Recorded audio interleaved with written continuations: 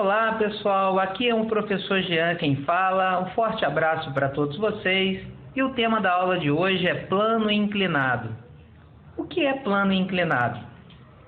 Bom, plano inclinado, pessoal, é uma máquina simples que tem por objetivo facilitar o trabalho do ser humano para que este possa, na realização de alguma tarefa, seja deslocamento de um objeto sobre ele, para cima ou para baixo, com um esforço menor.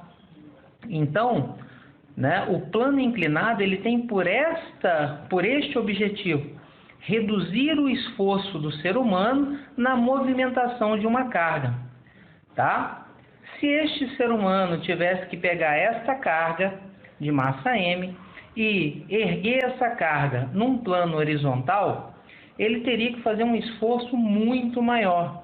Já no plano inclinado, devido à inclinação deste, o esforço é reduzido. Enfim, quais são as forças que um corpo de massa M está sujeito dentro de um plano inclinado? São duas as forças principais.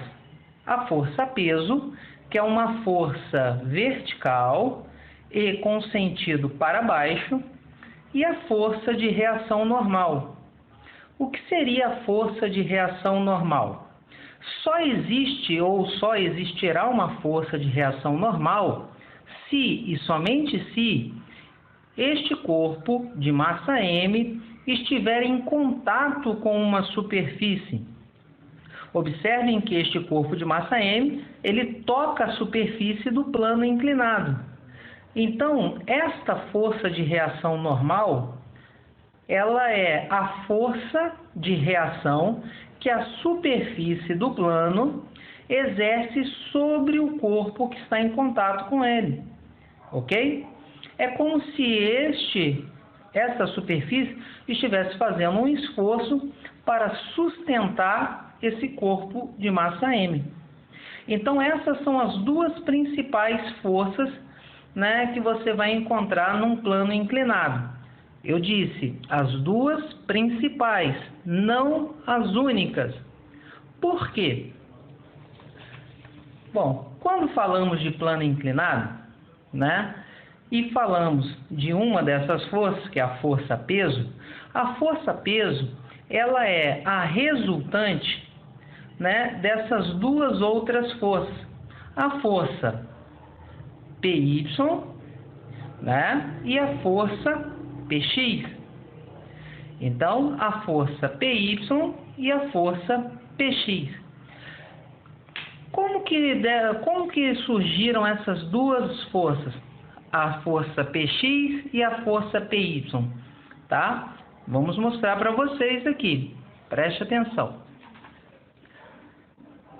Bom, nós temos aqui a força PY é uma força vertical. Lembra do plano cartesiano? O eixo Y é um eixo vertical. E a força X é uma força horizontal. Então, a resultante dessas duas forças é a força peso, tá? Que nós usamos ali, que é uma força de atração gravitacional, com direção vertical e sentido para baixo. Então, essas três linhas de força juntas formaram um triângulo retângulo. E o ângulo, de inclinação ou derivação do plano inclinado, o ângulo alfa, ele fica situado entre o peso Y e o peso P. Ok? O peso Y e o peso P. Aplicando as ferramentas trigonométricas, seno e cosseno, vamos chegar a uma fórmula que vai definir como e quando descobrir os valores dessas componentes, Px e Py. Vamos lá. Seno de um ângulo é o cateto oposto sobre a hipotenusa. Então, nós temos aqui no nosso triângulo retângulo a hipotenusa representada pelo peso P, os outros dois catetos representados por Px e PY. Seno de um ângulo é cateto oposto. Se o ângulo está aqui, o oposto fica à frente. Oposto. Então, o nosso oposto é o PX. Então, seno de um ângulo, PX, sobre hipotenusa P. Como eu quero descobrir o valor de PX, né? Então, vou repetir o PX e vou multiplicar o peso pelo seno. Então, PX é só pegar a força peso e multiplicar pelo seno do ângulo. Ok? Agora, vamos definir o valor de PY. Se esse lado do triângulo é a nossa hipotenusa, ó, esse lado do triângulo é a nossa hipotenusa. E sabemos que esse lado do triângulo é o nosso cateto oposto, então PY sobrou cateto adjacente. E o cateto adjacente nós temos que usar a ferramenta cosseno.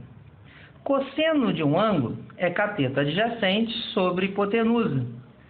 Cosseno de um ângulo quem é o cateto adjacente? O cateto adjacente é o PY. Então, PY sobre hipotenusa. Como eu quero descobrir o valor de PY, então PY vai ser igual a o produto de peso vezes o cosseno do ângulo. Bom, agora que nós sabemos quais são as fórmulas necessárias para descobrirmos os valores das componentes PY e PX no plano inclinado, então vamos continuar com a nossa aula. Lembrando que é importante que você saiba e que você tenha guardado aí os valores de seno e cosseno dos ângulos notáveis 30, 45 e 60 graus. O seno de 30 graus vale meio. O seno de 45, raiz de 2 sobre 2. O seno de 60 graus, raiz de 3 sobre 2. E o cosseno é o inverso de todos esses. Cosseno de 30, raiz de 3 sobre 2. Cosseno de 45, raiz de 2 sobre 2.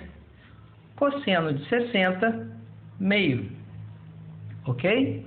Então, esses valores são valores muito essenciais que você deve memorizá-los. Lembra da musiquinha? É isso aí, pessoal. Então, continuando.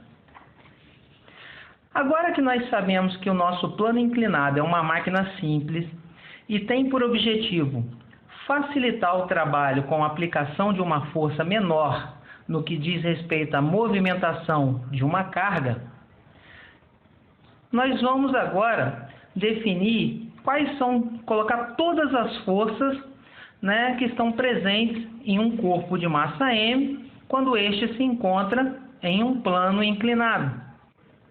Bom, o corpo está em contato com o plano inclinado, então teremos uma força de reação normal. Observe que a força de reação normal, ela forma 90 graus com o plano. Ela tem que formar 90 graus com o plano, ok?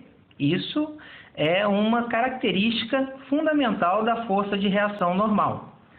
A força-peso, ela é vertical, né? E para baixo, sempre, ok?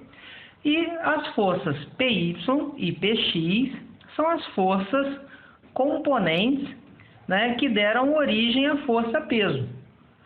A força PX, ela tem a função de movimentar esse corpo de massa M sobre o plano, tanto para descer quanto para subir, ok? Como a setinha aqui está para baixo, ela é a força responsável por fazer esse corpo se deslocar nessa direção e sentido no plano. A força PY é a força que mantém o corpo de massa M sobre o plano. É ela que puxa o corpo, prendendo-o no plano, ok? Então, PY é responsável por puxar, por segurar, por manter o corpo de massa M sobre o plano. E a força Px é a força responsável por fazer o corpo se movimentar no plano. Então, observem que a força Py e a força Px estão na mesma direção vertical em relação ao plano, correto? Então, eu posso concluir que a força de reação normal é igual à força Py. Se eu quero descobrir a força de reação normal, só achar o valor de Py. E qual é a fórmula para descobrirmos o valor do peso? Peso é massa vezes gravidade. Tranquilo, né? E para se descobrir o valor da força Px? Lembrando que é a força responsável por movimentar o corpo sobre o plano. Px é só fazermos peso vezes o seno do ângulo. E para descobrirmos o valor de Py, é só fazermos peso vezes o cosseno do ângulo. Bom, lembrando que normal é uma força, Px é uma força, peso é uma força e Py também é uma força, como se eu quiser saber qual é a aceleração de um corpo de massa M ao se mover no plano, eu tenho que aplicar a segunda lei de Newton. E o que diz a segunda lei de Newton? Ela diz que a força resultante é igual a massa vezes aceleração. Então, a única força responsável pela movimentação do corpo no plano é a força Px. Então, Px é a minha força resultante. Vamos trocar a força resultante por Px. E quem é Px? Px é peso vezes o seno do ângulo.